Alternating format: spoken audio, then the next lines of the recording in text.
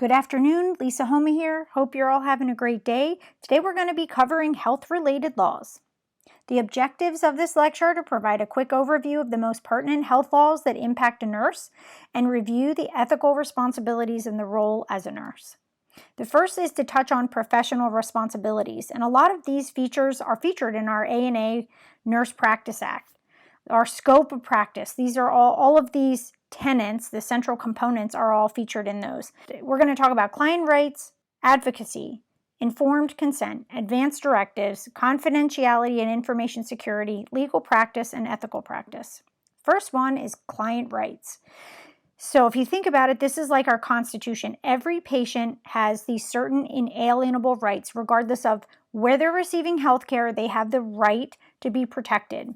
Patients they have the right to be informed. They can accept or refuse or modify their care no matter what is being offered. They have to be offered alternatives. So legally they're protected. They also, this pertains to any site of where they could be receiving health care.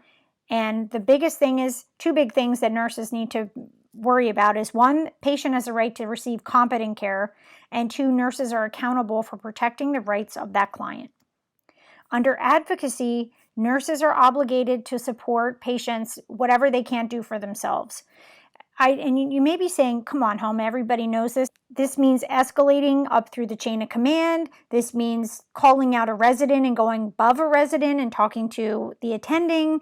This could mean a lot of forms of advocacy. Or it could be something that's happening within nurses or the way you're treating each other on the floors.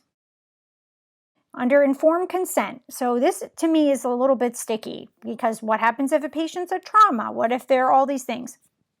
Consent is informed when a patient has the following information: reason for treatment and procedure, how the treatment will benefit the patient, the risks of the procedure, and if there are other options that they don't have to get X, Y, or Z. The nurse's role is to witness consent. We are not supposed to talk about the procedure. If those issues or questions are coming up, then the doctor needs to come back, the provider needs to come back and be able to talk to the patient about that and to ensure that all of the information was given to the patient.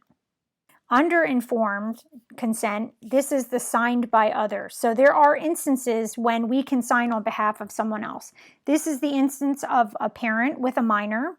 It could be if you're a legal guardian for someone, if you're a court-appointed representative to that patient, you're a spouse or durable power of attorney. This means if that person becomes incompetent, that you would make decisions for them, and you need paperwork to support this. And there's also certain laws that are in place anyway, like who becomes next of kin. If those papers have never been written or designated, then most likely the spouse or someone close would be able to do that. And then emancipated minor. So that is somebody under 18, but they have gone through a legal process where they are able to support themselves and make decisions on their own. Then end of life advanced directives. So this is a tough area.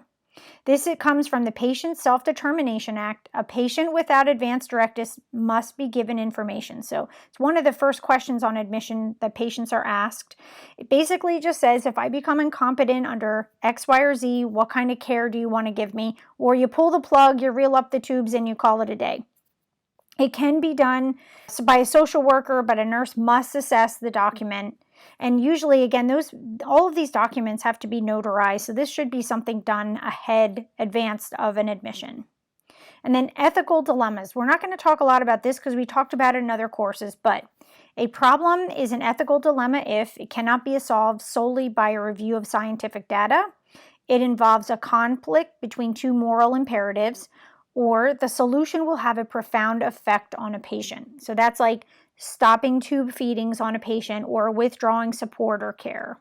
A moral decision-making model that can help you through it is you want to massage the dilemma, really work it out and make sure you really understand what's at the heart or the root cause of it. You want to outline your options. Again, this seems very much like the nursing process or our other decision-making models we talked about earlier.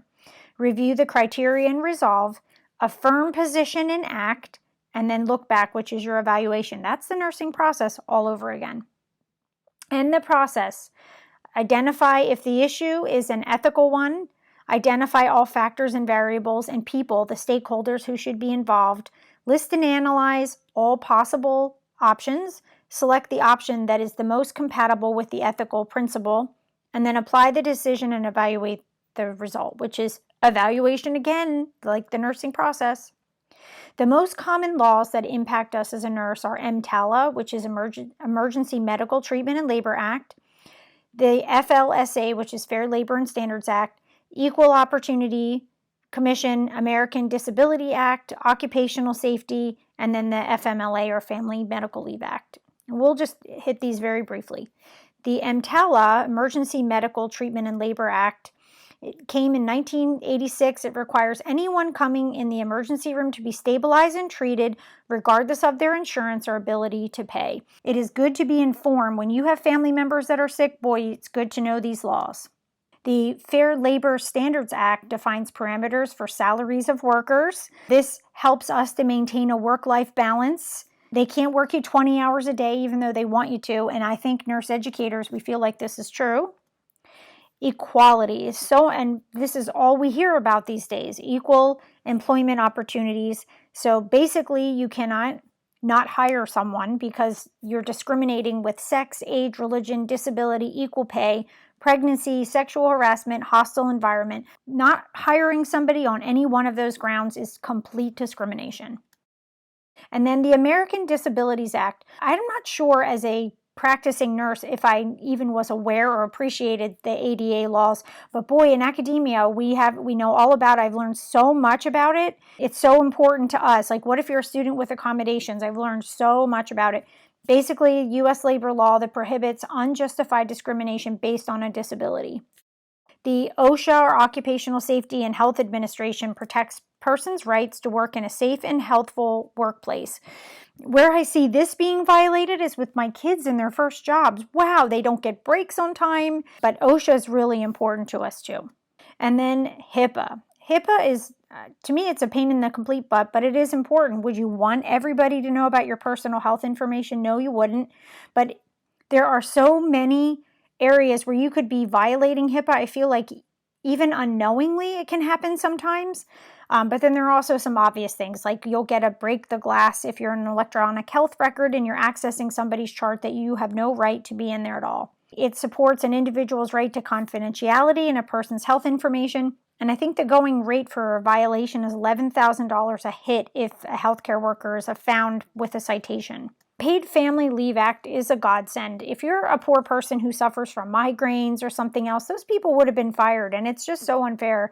Family Medical Leave Act, thank goodness for this one, defines a person's right to time off for family members without the fear of losing a job. And I saw this firsthand with my husband with cancer, so my heart goes out to you. If you have one of these issues, you better get FMLA to support you because you just can't trust some of these employers these days.